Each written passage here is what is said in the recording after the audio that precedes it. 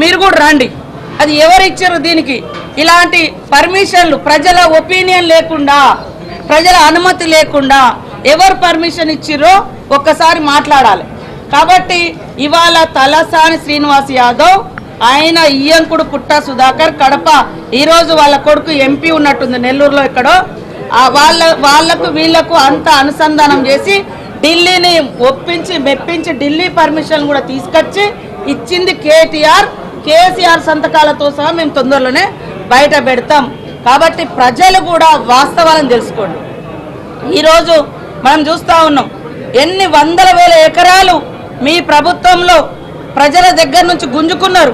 కాంగ్రెస్ ప్రభుత్వం ఇచ్చినటువంటి అనేక లక్షల ఎకరాలు అసైన్డ్ భూములను మీరు రియల్ ఎస్టేట్ చేసుకున్నారు, మీకు నచ్చిన కంపెనీలకు ఇచ్చుకున్నారు. వితౌట్ గ్రామ సభ పెట్టాలనేది ఒక రూల్ ఉంటుంది, అలాంటి లేకుండా చేసిరు. ఇలా మేము గ్రామ సభలు పెడితేనేమో అక్కడ మీ తాబేదారులను ఒకరిద్దరిని పెట్టుకొని రెచ్చగొట్టి అలా ఇబ్బందులు పెట్టి మరి అధికారులను చంపేటువంటి కుట్ర, దాని మీద మరి రాజకీయాలు చేస్తూ ఉంటాడు. కాబట్టి నీకు నీతి రీతి జాతి ఏమైనా ఉంటే ఇది మేమిచ్చినామా నువ్వు ఇచ్చినావా ఒప్పుకో, మేమిచ్చినామని ఒప్పుకో అంటున్నా. ఇది మమ్మల్ని ఎందుకు ఎట్లా బదనం చేస్తారని అంటున్నా. కాబట్టి తప్పుడు ప్రచారాలతోటి ఎక్కువ రోజులు మనుగడ సాధించలేరు. మీరు అనుకుంటున్నారు మేము ఏదేదో ఇట్లా యూట్యూబ్ ఛానళ్ళతోటి ఇష్టానుసారంగా చేస్తే ప్రజలు ప్రజలకు తెలిసిపోతుంది ఇది. కానీ ప్రజలు నిమ్మలంగానైనా కూడా నిలకడైనా కూడా వాస్తవాలు బయటకు వస్తాయి. అందుకనే మేము ఆధారాలతో సహా ఎవరెవరు కంపెనీ డైరెక్టర్ మొత్తం కూడా రేపు అసెంబ్లీ జరిగేటప్పుడు స్పీకర్ ముందు కూడా పెడతాం. దీని మీద కూడా చర్చ జరగాలి. ఎవరు పర్మిషన్లు ఇచ్చారు, ఈరోజు అక్కడ గొడవకు కారణం ఎవరు సృష్టించారు, మళ్ళా తర్వాత ఆ దాన్ని మా మీద ఎవరు నెడుతున్నారు, దాంట్లో మొత్తం పూర్తి వివరాలతో సహా మేము స్పీకర్ ముందు చర్చకు పెట్టడానికి సిద్ధంగా ఉన్నాం. ఈరోజు మీకు నిజాయితీ ఉంటే మీరు దిలావర్పూర్ పోయి అక్కడికి వెళ్ళి ఆ గుండాల దిలావర్పూరు ఆ ప్రాంత రైతులతోటి మాట్లాడడానికి మీరు వస్తారా అనేది నేను అడుగుతున్నా. అక్కడే డిస్కషన్ అవుతుంది. ఆ తర్వాత మేము ఖచ్చితంగా దీని పూర్వపరాలు కూడా బయట పెట్టడం జరుగుతుంది. ఇవాళ గురుకులాల గురించి కూడా మేము చెప్తా ఉన్నాం. ముందుగాల కేటీఆర్ మీ హయాంలో ఎంతమంది చనిపోయారో ఆ రోజు ఒక్కరి దగ్గర కూడా మీరు పోలే. కనీసం ఇప్పుడైనా ప్రతిపక్షంలోకి వచ్చినావు కదా, ఈ రోజు పోండి. మొన్న వాంకడి ఘటనలో మా మంత్రులు నలుగురు ఫాలోఅప్ చేసినాం, నేను కూడా ఫాలోఅప్ చేసిన. మా దామోదర్ రాజనరసింహ గారు రెగ్యులర్గా అక్కడ హెల్త్ మినిస్టర్గా వారు ఉండి ఎప్పటికప్పుడు అందుబాటులో ఉన్నారు. 2 మినిస్టర్లు అక్కడ చేసిండ్రు. ఇంకా మేము పోలే మా నలుగురు మినిస్టర్లు అక్కడ నిరంతరం చేసినాం. అదే కాకుండా 16 లక్షలు ఖర్చు పెట్టినాం అమ్మాయిని బతికించడం కోసం.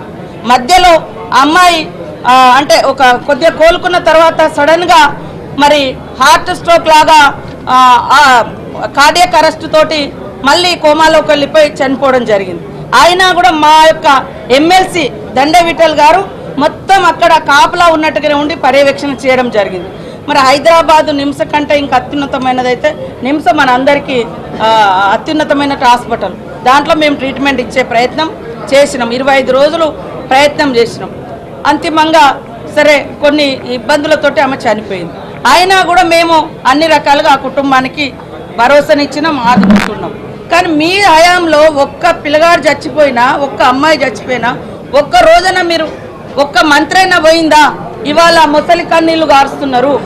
ఇవాళ ఈ హాస్టళ్లలో జరిగే వాటి వెనుక కుట్రలు కూడా మేము తొందరలోనే బయట పెడతాం. ఖచ్చితంగా కొంతమంది హాస్టళ్లలో ఉండేటువంటి వాళ్ళతో కూడా కొన్ని లింక్స్ పెట్టుకొని అవన్నీ ఏమేమి జరుగుతున్నాయో అవన్నీ కూడా బయటికి తీస్తాం. ఆ అధికారులు ఎవరైనా అట్లాంటి వాటి కుట్రలకు తెరలేపితే వాళ్ళ మీద క్రిమినల్ కేసులు పెడతాం, సర్వీస్ నుంచి కూడా రిమూవల్ చేస్తామని కూడా ఈ సందర్భంగా హెచ్చరిక చేస్తాం. అదే చెప్తామంటున్నాను, ఆధారాలతో చెప్తాం. వెనుక రాజకీయ పార్టీ ఉంటారు, ముంగట ఎవరో ఒకరు వాళ్ళ అన్యాయాలు వాళ్ళకి సంబంధించిన మనుషులు చెప్తాం.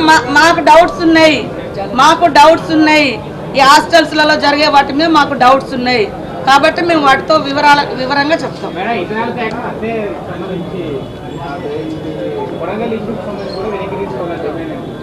అక్కడ గ్రామ సభ జరుగుతుంది. గ్రామ సభలో ఏం చేసారో లోకానికి అంతా తెలుసు. దాన్ని కప్పిపుచ్చుకోవడానికి ఏం చేశారు వీళ్ళు? గ్రామ సభలు కూడా లేకుండా ఇట్లాంటి పర్మిషన్లు ఇచ్చారు. మనకు ఎక్కడైనా కూడా ఏ కంపెనీ అయినా కూడా ఒకటి ఏదైనా ల్యాండ్ అక్విజిషన్ జరగాలంటే కొంత గ్రామ సభలు జరగాలి. వీళ్ళు మరి అనేక గ్రామాలలో గ్రామ సభలు లేకుండా లారీలలో రైతులను జనాలను పశువులాగా ఎక్కించి రాత్రి మాలు పోలీసులను పెట్టి తరలించినటువంటి ఘటనలు కొండపోచమ్మ కావచ్చు, లేకుంటే మేఘల మల్లన్న సాగర్ కావచ్చు, మిడ్ మానేర్ కావచ్చు, ఇట్లాంటి ఎన్నో చేసారు. వాళ్ళ యొక్క నియంతృత్వానికి అది నిదర్శనం. మేము లగచర్లలో మరి అక్కడ చేసింది గ్రామ సభ. గ్రామ సభ పోతే ఎట్లా లారీ బండలతో కొట్టించారో మీరు చూసిరు. కాబట్టి దాని మీద ప్రజల అభిప్రాయం మేరకు ముందుకు పోవడం జరుగుతుంది.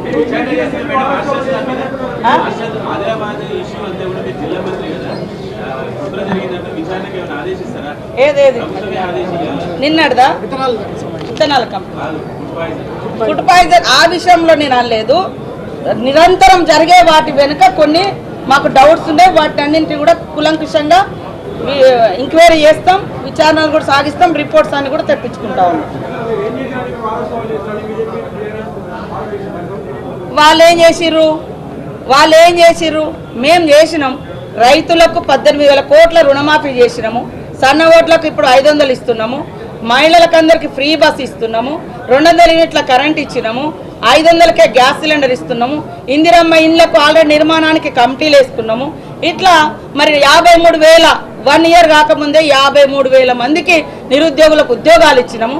మీరు 10 ఏళ్లల్లా పట్టుమని 1,00,000 మందికి కూడా ఉద్యోగాలు ఇవ్వలేదు. పేదోడు ఎక్కిపోయేటువంటి బస్సుల రేట్లు పెంచిర్రు. పేదింటి బిడ్డకు డైరెక్ట్గా కరెంట్